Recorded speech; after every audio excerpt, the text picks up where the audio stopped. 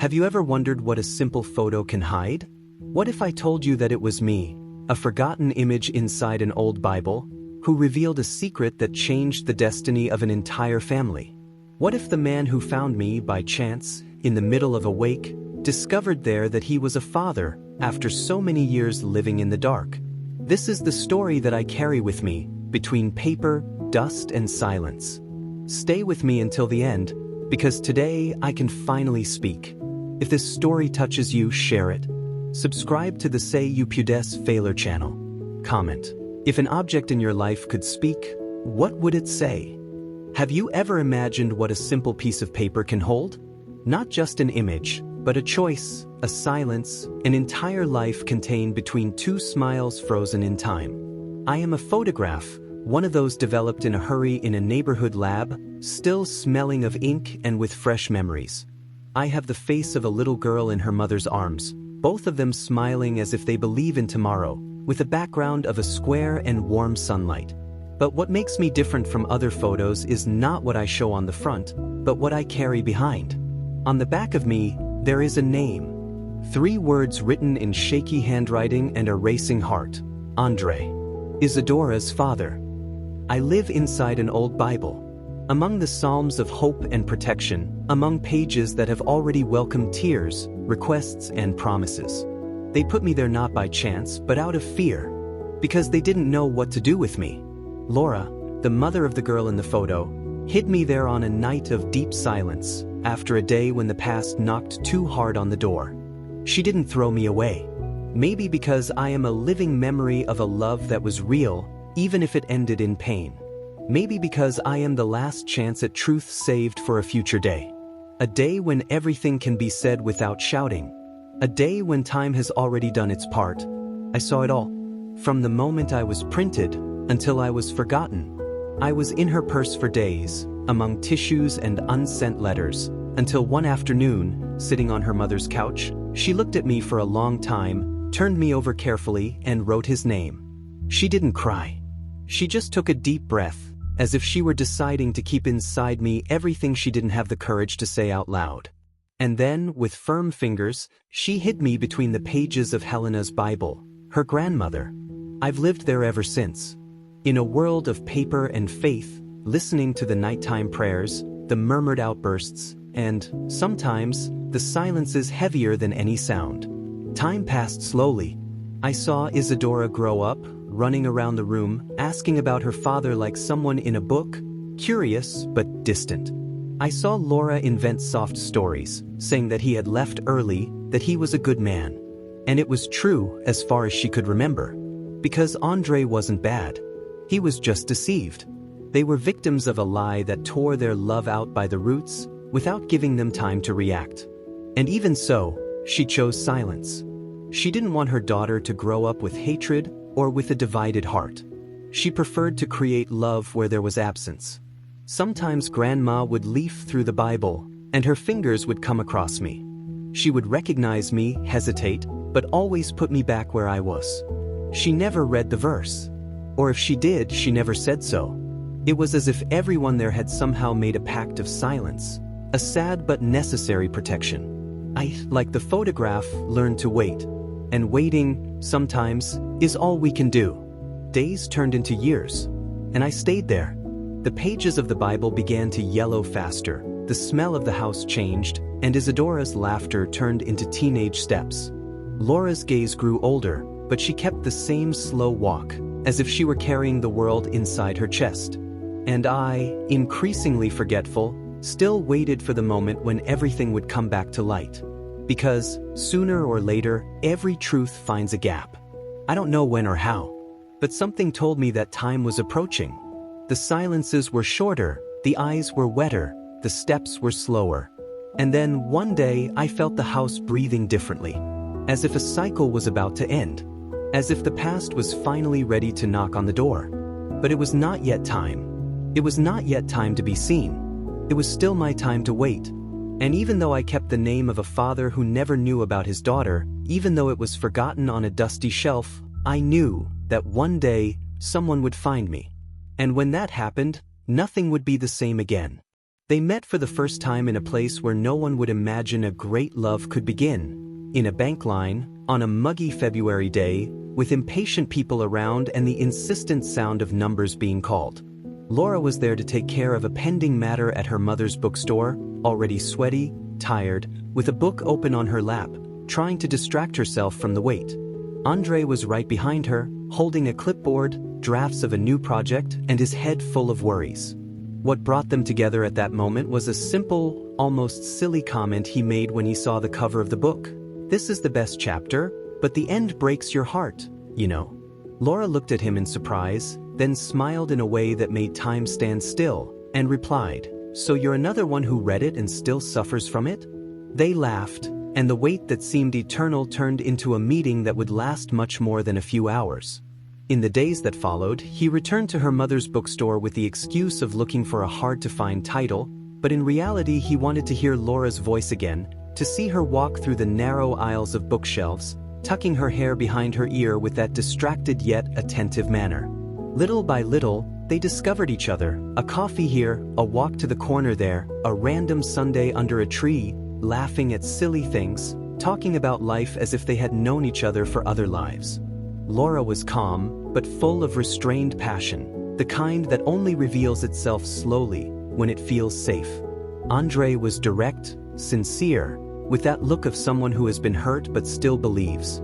They completed each other without knowing it, as if each had been carrying half of the other for a long time without realizing it.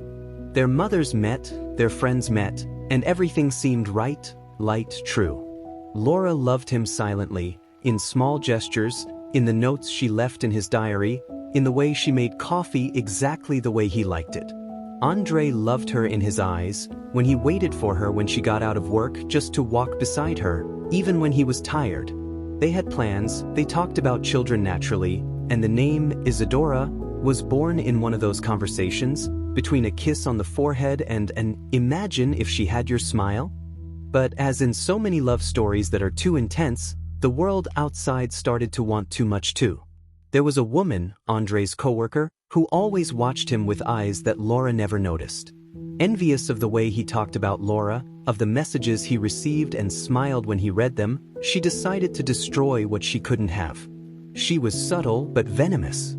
One day, she managed to take a photo of Laura talking to an old friend, in a cafe that was on the same street as the bookstore. An image taken from a malicious angle, in an innocent moment. And next to the image she wrote, "You deserve to know who you're with." André received the message on a rainy night, inside the car, parked in front of Laura's house. He looked at it, read it, and felt his heart drop. When she opened the gate and ran into the rain to hug him, he didn't answer. He stood there, his eyes wet, not from the water, but from the pain. "What's wrong?" she asked, confused. He held out his cell phone with the photo. Laura frowned, taking a while to understand. "André, this is Fabio, a friend from college. He was having a family problem, he stopped by the bookstore, we just talked." But he didn't listen. "Why didn't you tell me?" "Because it was quick, it was silly, I didn't think it was necessary." "You're lying, Laura. How do I know there's nothing else you haven't told me?" She tried to touch him, but he backed away. "I trusted you," she said with a trembling voice, and turned away. "Don't do this." "André, look at me," she insisted, crying now, but he had already made up his mind. The next day, he didn't show up, nor the day after. He didn't reply to messages or answer calls. He blocked everything. It was as if their love had disappeared from one moment to the next, as if nothing had been real. Laura spent entire nights trying to understand, turning over words, memories, trying to find where it all went wrong. And when she found out, through a mutual friend, that the woman he worked with had been saying that the architect had finally seen who she really was, everything broke inside her. She didn't go after him. Not because she didn't love him, but because she knew that those who truly love don't beg to be heard when the other person decides not to listen. And it was in that silence, in that immense emptiness that remained, that she discovered something even deeper. She was pregnant. She cried in the bathroom, with the positive test result in her hands. Then in her bedroom, then in her mother's bed, where she fell asleep exhausted from trying so hard to be strong. She thought about telling her story. She thought about writing it down, but she couldn't. How could she tell someone who was already judging her without listening? How could she hand this new life over to someone who had turned his back on her without trying to understand? Laura made the hardest choice. To raise Isadora alone. With truth, with dignity, with love. Even if there was a father on the other side of the world who would never know how much his daughter had the same look in her eyes, the same way of laughing. It was during this time, between pain and courage, that she took the photo.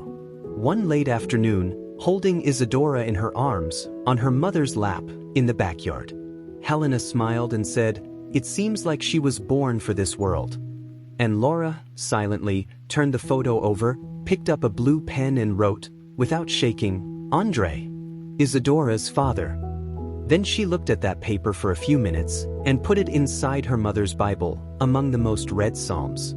It was her way of saying to time, "When the time is right, let someone read this." And so, the wait began.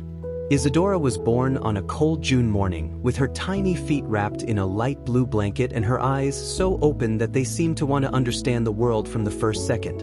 Laura, exhausted and still trembling from the birth, looked at her daughter as if facing a miracle and, without needing to say anything, cried silently, her face turned to the ceiling of the maternity ward, her mouth trying to form words that would not come out. Helena, sitting next to her, held her hand and repeated softly, "It's okay, my daughter, she's beautiful, she's here," and she was. So here that Laura felt, for the first time in months, that her heart was no longer broken, but rebuilt in a different way. There was a new strength there, born from within her, from a love that no one could measure. In the early days, Laura barely slept. Not just because she was tired, but because she kept watching Isadora breathe, move her hands, make faces in her sleep. It was like watching a movie in which she was now the star, but without a script, without direction, just the instinct to love. She talked to her daughter as if she understood everything, told stories she made up on the spot, called the girl my piece of heaven, and laughed when the baby smiled even though she didn't understand the world. But there were times when Laura's voice would crack. When she talked about the future, when she talked about family. Because there, between her and Isadora, there was a space. An emptiness. A name that could not be said out loud. She tried not to think about André. But it was impossible. With every feature of her daughter's face that reminded her of her father, with every expression that seemed to echo a past she had tried to bury, Laura was pulled back to that last night, to that cruel argument, to that choice of silence that still hurt. There was no escape. So she wrote.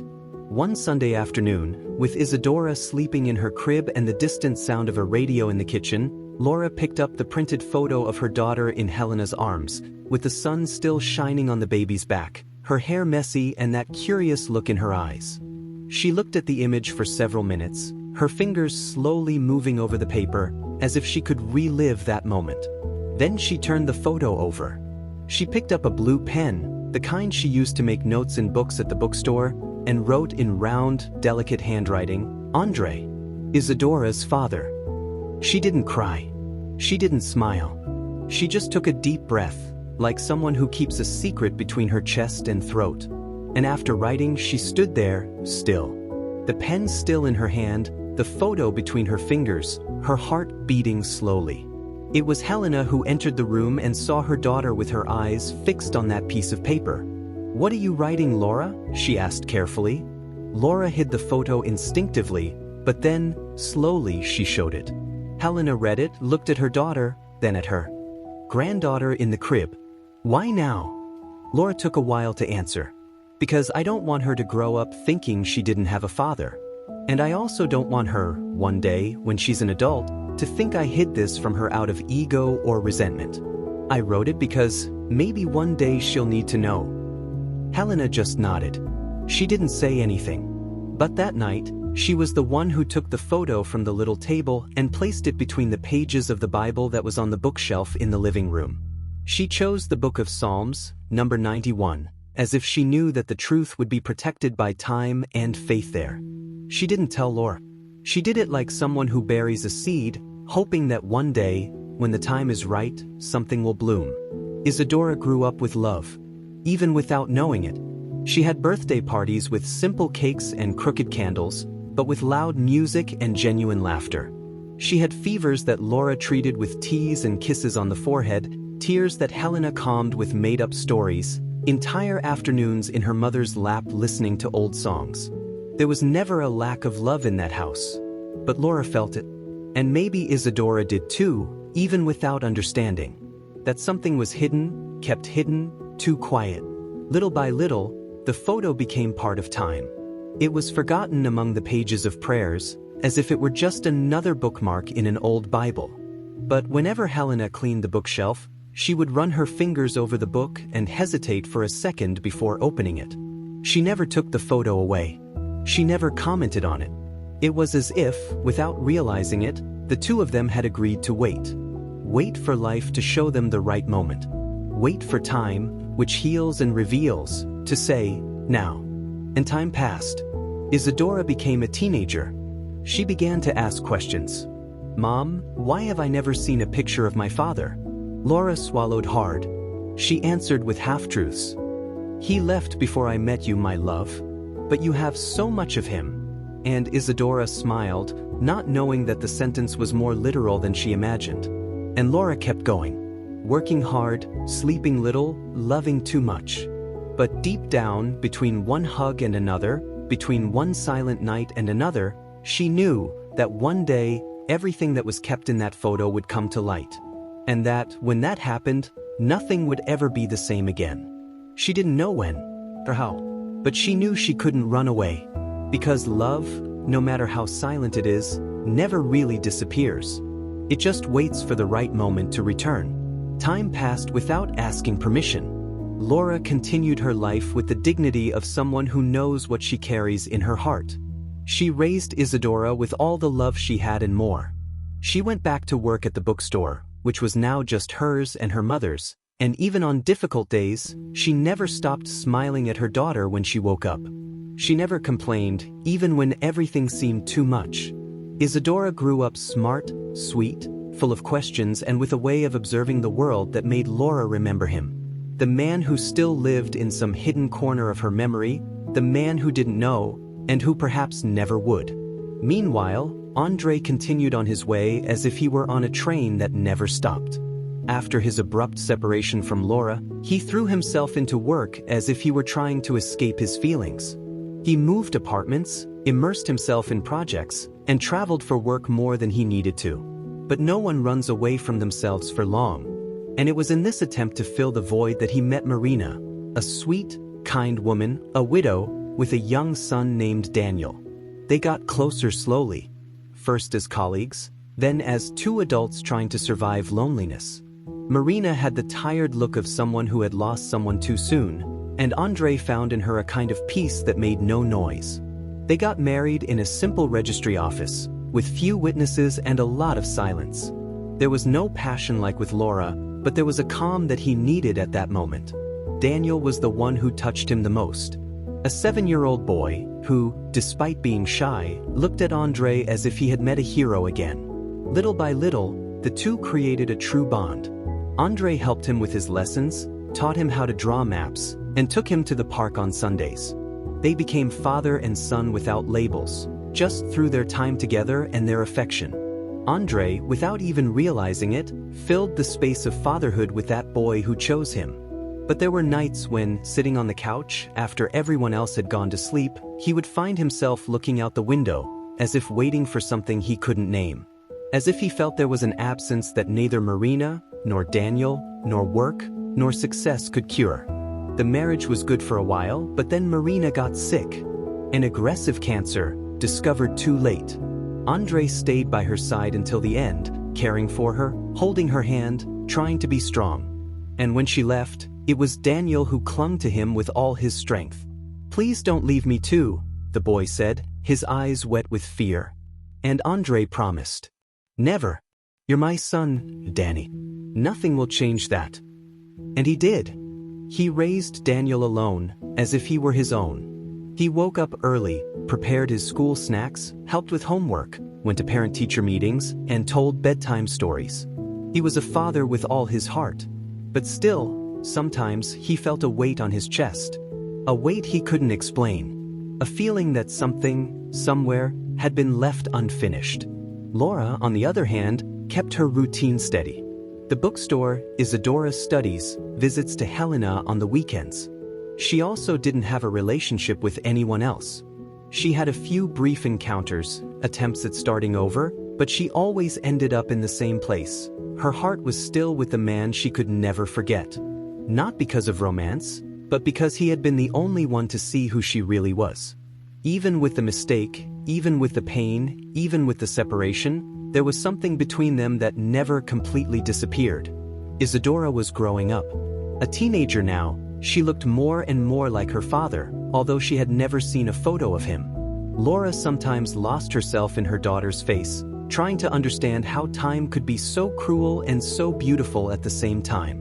And there was the photo. That photo, still hidden in Helena's Bible, among the Psalms that spoke of hope and deliverance. No one touched it.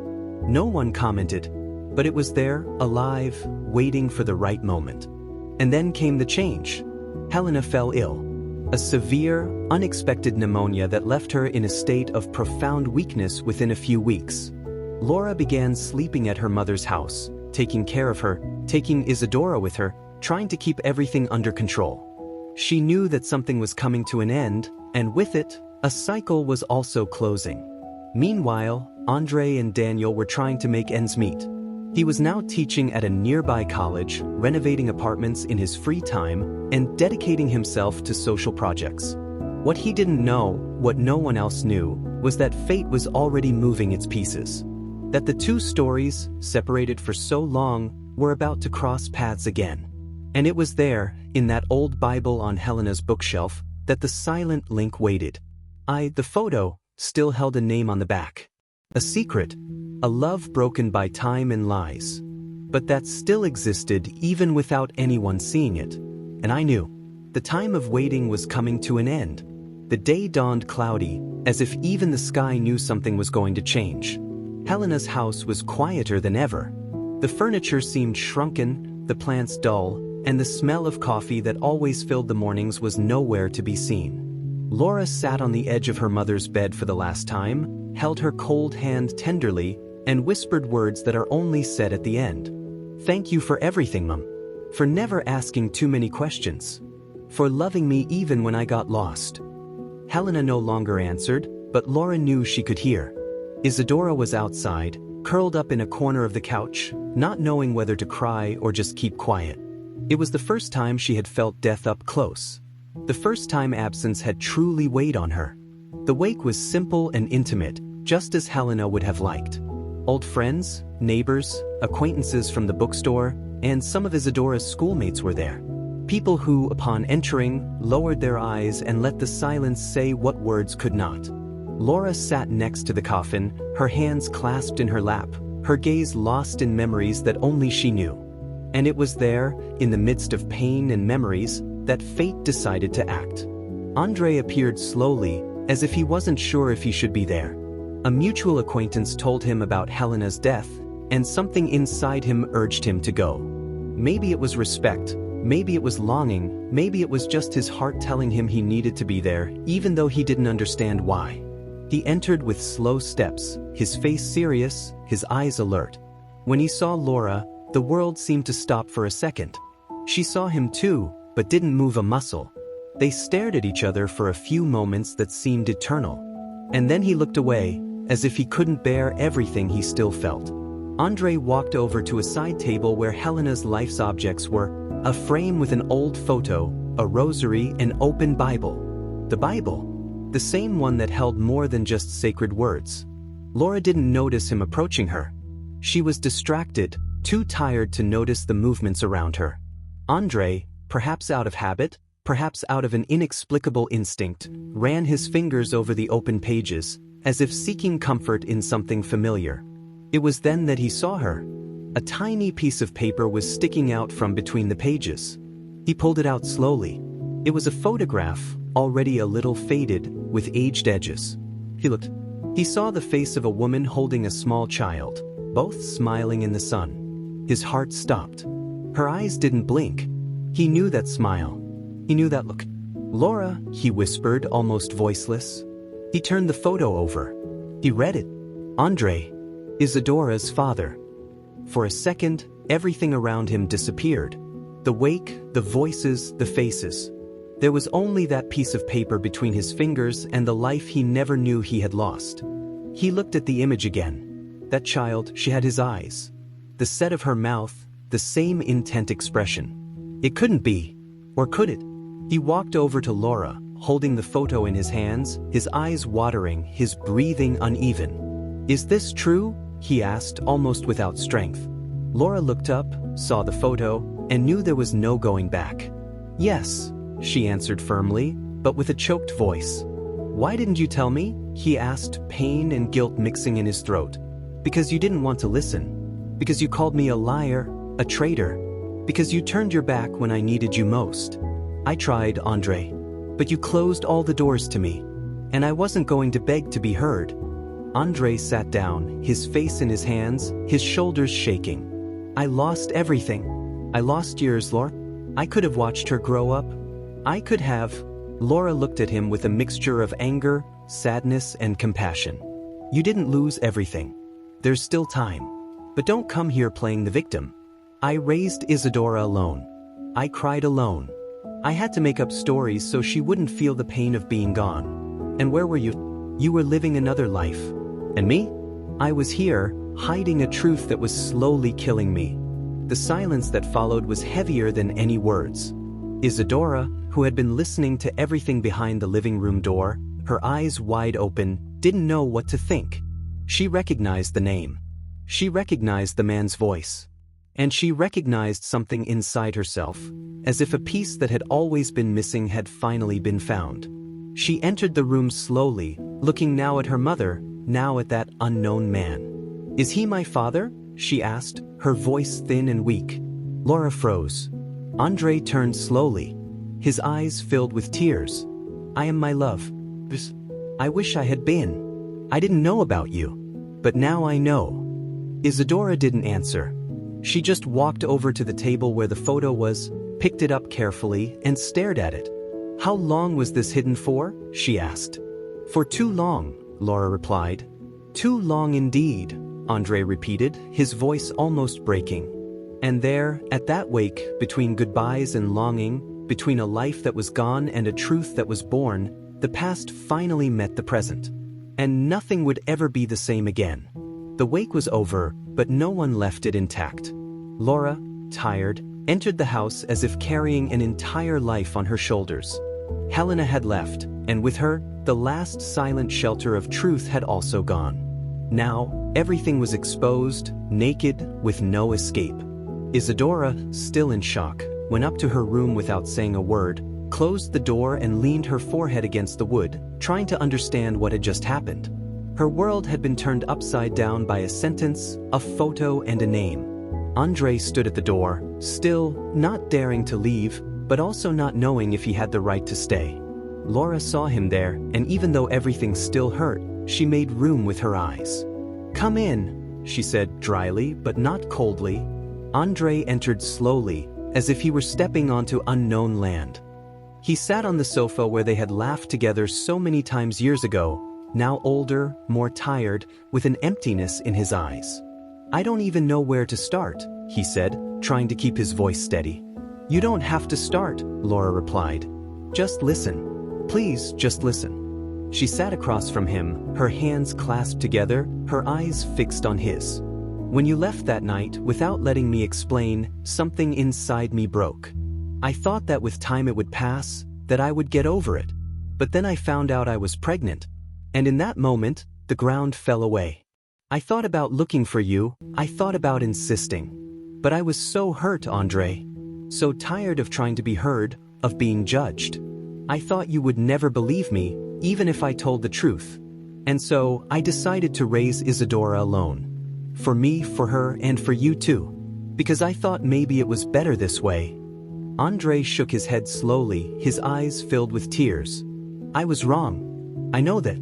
I was weak, I let myself be carried away by a lie, and worse, I didn't come back to ask. I was angry, proud, and I walked away. I left you alone when you needed me the most. I could have suspected, I could have listened to you. But I was a coward. Laura replied without hesitation. But now there's no point in pointing out who was more at fault. What happened, happened. And what's at stake now is what we're going to do from now on. Because there's a girl up there whose heart is in pieces, and it's not her fault. André took a deep breath and ran his hands over his face. I don't know how to be her father. I don't know if I have the right to do so. But I want to try. If she lets me, if you let me, I want to at least try. Laura got up slowly, walked to the stairs and called out, Isadora, my love, come down here for a bit. We need to talk. It took a while. The sound of footsteps came slowly, dragging. Isadora appeared with a red face, puffy eyes, but a determined look. She sat down next to her mother without looking directly at André. I know you have 1,000 questions, Laura began, and that maybe none of it makes sense now. But what you need to know first is that you were never rejected. He didn't know, and I was wrong to hide it. André leaned forward, his elbows on his knees, looking at his daughter with pain and tenderness. I didn't know you existed, Isadora. If I had known, I would have done everything differently. But now I know. And if you leave me, I want to be there. Not as a hero, nor as someone who will solve everything, but as your father. Isadora remained silent. After a few seconds, she asked, her voice breaking, Why didn't you come back and ask? Why did you believe that lie? André closed his eyes. Because I was afraid of being deceived. Because I didn't know how to deal with pain. And because I was stupid. That's all. She didn't say anything else. She got up, went to the bookshelf in the living room and picked up the photo. She looked at it for a few seconds. Then she handed it to him. That photo was all I had of you. Now, I want more. But little by little. André took the photo carefully, as if it were sacred. He cried. For the first time since his wife's death. He cried like a child. Laura cried too. And there, in the midst of that painful reunion, something began to change. It was the beginning of a new story. Still full of wounds, but with room for healing. The days following the wake were silent, as if the house had decided to take a deep breath before moving on. Helena was no longer there, but she still seemed to occupy the spaces with her discreet presence, with her quiet strength, with the affection she left in each object, in each old photo, in each handwritten recipe that Laura found in the cookbooks. But now, there was another absence occupying the room, the absence of a time that would never return, of a childhood without a father, of questions that finally had a name. And there was also something new, strange, almost beautiful, the possibility of a new beginning. André called the next day, not to explain himself, nor to insist, just to ask how Isadora was doing. Laura answered with a low but firm voice. She's quiet, digesting everything. But she read the letter you left. She cried. She put it in her sketchbook. I think that's a good sign. André sighed. I am afraid of forcing it, you know, but I really wanted to start somewhere. Laura thought for a few seconds. So start like you start anything new, slowly. No rush. No expectations. Just with the truth. The following week, Isadora agreed to have ice cream with him. She chose the place. A simple playground in the neighborhood where she used to go when she was little. They sat on a wooden bench, with 2 chocolate cones in their hands, not knowing what to say. André looked at his daughter with boyish eyes, as if every feature of her face was a discovery. And Isadora, despite her racing heart, could see something sincere in his manner. What do you like? He asked, trying to break the ice. Drawing. Listening to loud music. Looking at people on the street and imagining their lives. Just like your mother. She did that all the time. She still does, Isadora corrected with a smile. She hasn't changed much. I have changed, he confessed. And I'm trying to keep changing. Isadora remained silent. Then she asked, And that boy, Daniel? Is he really your son? André smiled with tenderness in his eyes. He wasn't born of me, but I chose him. And he chose me. So yes, he is my son. And does he know about me? He does. I told him. He was happy. He asked if you like pizza and video games. I like them. More pizza than video games. They laughed. Not loudly, not with guffaws, but with that kind of laughter that relieves. that brings people together, that allows. And there, in the middle of an old bench, with an ice cream dripping through her fingers, with the sky already painted pink by the end of the afternoon, Isadora felt something different. It wasn't yet love. It wasn't yet forgiveness. But it was desire. A desire to know. A desire to try. In the following days, small visits came. A coffee here, a conversation at the school gate, a shy invitation for lunch on Sunday. Laura observed everything with a mixture of hope and care. She knew she was fragile, that any wrong gesture could push away again what fate had brought back. But she also knew that, for the first time, Isadora smiled differently. One of those Sundays, Daniel came along. Shy but curious. Isadora greeted him politely, then with surprise, and finally with kindness. When she realized, they were playing cards on the porch while Laura and André were talking in the kitchen. "She's opening up," Laura said, stirring her coffee. "But she's scared." "I am too," he confessed.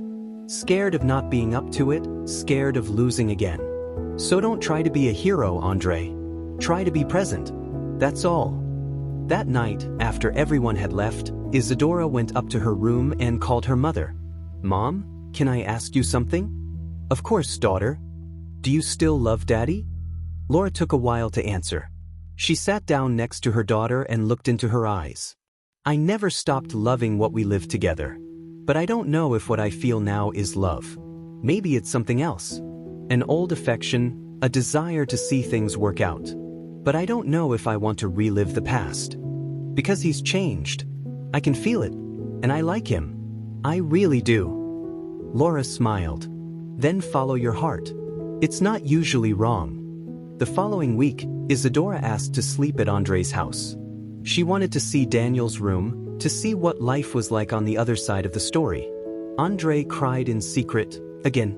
He bought a new pillow, sheets in her favorite color, and put a picture frame with a photo of her and Daniel on the shelf. He made pancakes for breakfast and left the hallway light on, just like Laura said she liked when she was little. On the way back, Isadora hugged her mother and said, "It was nice. It was light. Like I had more space to breathe. And is that good? It's new. But it's good." That day, Laura understood. Her daughter was ready. And maybe she was too. Because sometimes, love doesn't come back the same way. But it comes back better. More conscious. More true. And even if the pain is still there, it can share space with hope. Time passed slowly after that first weekend. The visits became more frequent, the smiles longer, the silences less heavy. Isadora no longer hesitated to call André Dad, even if she still did it quietly, as if she were testing the word inside her mouth before assuming it belonged to her. Daniel became part of the routine too, always with funny questions, a lighthearted way of being in the world, making space in Isadora's life without invading. And Laura observed everything with attentive eyes, her heart alert, but increasingly at peace. She knew that something new was being born, and this time, it wasn't a teenage love, nor an interrupted dream, but something more solid, more mature, like a tree that grows even after being cut in half. André began spending Sundays with them, sometimes cooking, other times just listening to old music in the living room, barefoot and laughing out loud. Laura, at first, avoided intimacy. She didn't want to confuse the lightness of this new cycle with the traumas of the past. But it was he who, one day, after washing the dishes and putting the cutlery away in the wrong place, turned to her and said, "I don't want to win you back. I just want to be here. In any way, in the form you allow me. But I'm here." And she, in silence, felt that the ground no longer shook. That fear had given way to possibility. Isadora grew up before André's eyes. Every day he discovered a new detail about her that made him smile to himself. The way she frowned when she was concentrating, her habit of combing her hair with her fingers, her habit of talking to herself when she thought no one was listening. He couldn't help but think about everything he had lost, but instead of wallowing in regret, he decided to build. He was there when she received her first bad grade at school and cried, thinking she had let everyone down. He was there when she cut her hair shorter than she wanted and felt insecure in the mirror. He was there when she asked for help buying Laura a present for Mother's Day. And little by little, he became a father not only in name, but in presence, in care, in dedication. Daniel, in his own way, also taught André how to be a father of two, even though one was born by blood and the other by heart. The two sons learned to share spaces, to respect differences, and to enjoy similarities. One rainy night, the three of them were lying on the couch, with blankets and a bad movie playing on TV, when Daniel whispered to Isadora, "Now we have the same luck. Two fathers in one." And she smiled, her eyes shining, and replied, "And two families in one." The invitation to have dinner together for the first time came from Laura. She prepared the lasagna that André always praised, placed flowers on the table, and asked Isadora to call them both in a firm voice. "Come, Dad." Then, "It's ready." And there, at that simple table, with the cutlery changed, paper napkins and discreet smiles, the new family began. Laura still wasn't sure about anything, but she felt, deep down, that there was something sacred there. After dinner, André asked to talk to her alone. They sat on the porch, the light wind blowing through the loose strands of her hair. He held a small box in his hands, made of dark wood, with an old-fashioned clasp. "This is for you to keep if you want," he said, handing it over. Laura opened it slowly. Inside, there was an envelope. Inside the envelope, the letter he never sent. He wrote it days after finding out the truth, when he still didn't have the courage to face everything. And now, he gave it not as an apology, but as a memory.